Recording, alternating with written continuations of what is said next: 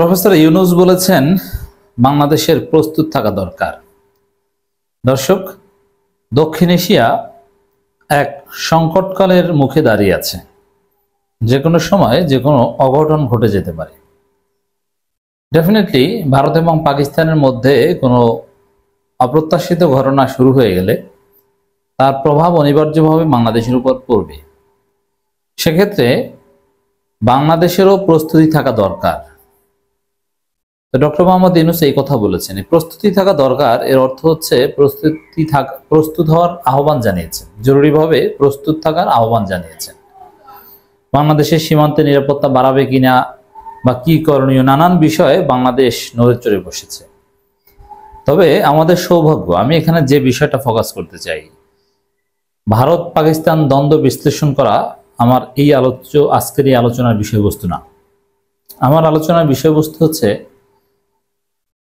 যে এমন একটা সময়ে আমরা এমন একজন নেতৃত্ব পেয়েছি, এই সংকটকালীন সময়ে প্রফেসর ইউনূসকে পেয়েছি, যে আমাদের টেনশনের কিছু নেই। একটু চিন্তা করেন, ভারত পাকিস্তান যুদ্ধ অবস্থা, এই সময় যদি হাসিনা ক্ষমতায় থাকতো তাহলে হাসিনা কি করত? হাসিনার সাথে ভারতের অনেক চুক্তি আছে বা ছিল, তার মধ্য দিয়ে অথবা চুক্তি ছাড়াই ভারতকে যে কোনো ধরনের সার্ভিস হাসিনা সরকার দিত। বাংলাদেশের ভূমি ব্যবহার করা থেকে শুরু করে যে কোনো ধরনের লজিস্টিক সাপোর্ট, মানে ভারতের একটা বড় আশার জায়গা ছিল, ভরসার জায়গা ছিল পাকিস্তানের সাথে ঝামেলায়, যে আমাদের সাথে তো বাংলাদেশ আছে, বাংলাদেশকে যা বলবো সেটা শুনবে, এতে বাংলাদেশের ক্ষতি হয় হোক। কিন্তু না, হাসিনা নেই, আমাদের আছেন ডক্টর ইউনূস। ডক্টর ইউনূসের নেতৃত্বে বাংলাদেশের জন্য যেটা কল্যাণকর সেটা করা হবে। বাংলাদেশের স্বাধীনতার সার্বভৌমত্ব রক্ষা এবং বাংলাদেশের জন্য কল্যাণকর কাজই করা হবে, যার ফলে কোনো পক্ষ নিচ্ছে না বাংলাদেশ, এবং বাংলাদেশ নিজেরাও প্রস্তুত থাকছে। তো এটা আমাদের জন্য একটা আশার জায়গা দর্শক, যে ডক্টর ইউনূস আছেন, ভারতকে কোনো অবৈধ সার্ভিস দিবেন না, একই সাথে বাংলাদেশের নিরাপত্তার বিষয়টাও গুরুত্বের সাথে দেখবেন বা দেখছেন। ভারত ও পাকিস্তানের মধ্যে যুদ্ধ অবস্থা, বাংলাদেশেরও প্রস্তুত থাকা দরকার, মাননীয় প্রধান উপদেষ্টা।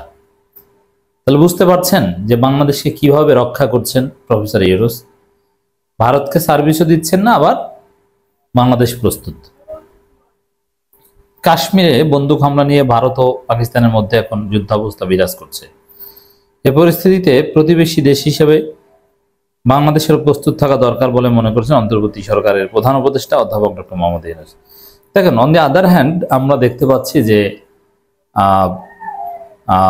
ভারতের বিভিন্ন মিডিয়ায় প্রপাগান্ডা চালানো হচ্ছে, এবং আওয়ামী লীগের লোকজনও সেই প্রপাগান্ডায় পার্টিসিপেট করছে, যে বাংলাদেশের ভূখণ্ডে নাকি ভারতীয় পাকিস্তানি সেনাবাহিনী নামছে। এই ভিডিও বানিয়ে তারা প্রচার করছে। কি উদ্ভট, কি মিথ্যাচার!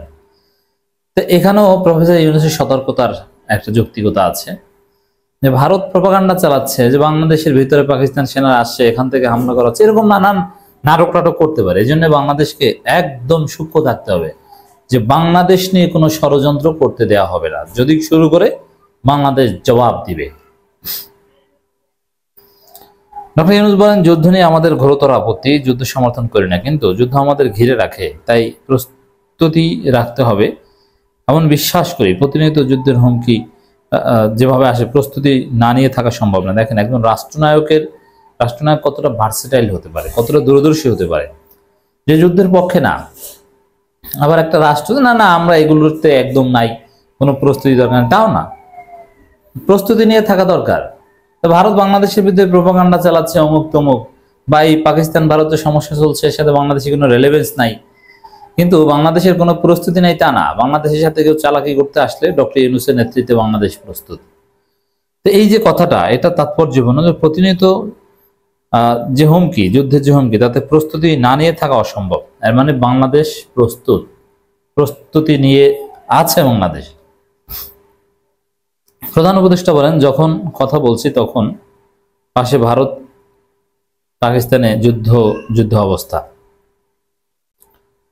এমন পরিস্থিতিতে বাস করছি। এই পরিস্থিতির মধ্যে প্রস্তুতি না নেওয়া আত্মঘাতী।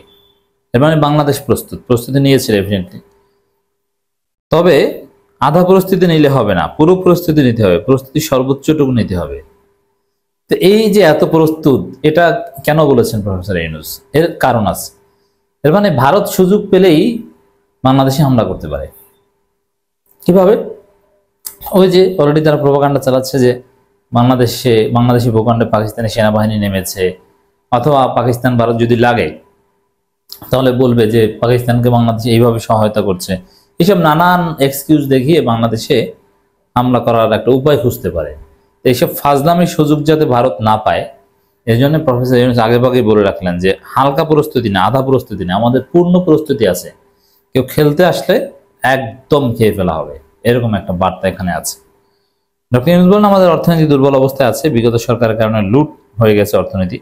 এই পরিস্থিতিতে সামগ্রিকভাবে প্রস্তুত থাকতে হবে, এতে আমাদেরও সাহস বাড়ে, এতে ছেলেমেয়েরাও সাহস পাবে। আর বাংলাদেশের একটা ইতিবাচক দিক হচ্ছে বাংলাদেশের লক্ষ কোটি কোটি তরুণরা হচ্ছে যোদ্ধা। তা বাংলাদেশের সার্বভৌমত্ব নিয়ে কেউ খেলতে আসলে শুধু সেনাবাহিনী, বিমান বাহিনী, নৌবাহিনী, বিজিবি তারা না, পুলিশ শুধু তারা না, বাংলাদেশের তরুণ প্রজন্ম, যে তরুণ প্রজন্ম 5 আগস্ট দ্বিতীয়বার দেশকে স্বাধীন করেছে খালি হাতে, প্রয়োজনে তারাও অস্ত্র হাতে নিবে, তাদেরকে কয়েক মাসের ট্রেনিং দিয়ে কাজে লাগিয়ে দেওয়া যাবে। এটা বাংলাদেশের সবচেয়ে বড় স্ট্রেংথ। প্রধান উপদেষ্টা আরো বলেন, বিশ্বের সাথে তাল মিলিয়ে বিমান বাহিনী সার্বভৌমত্ব রক্ষায় তৎপর থাকে। যাই হোক, বিমান বাহিনী, নৌবাহিনী, সেনাবাহিনী সবাইকে প্রস্তুত করে রাখা হয়েছে। ডক্টর ইউনূস আছেন, আমাদের টেনশন নেই।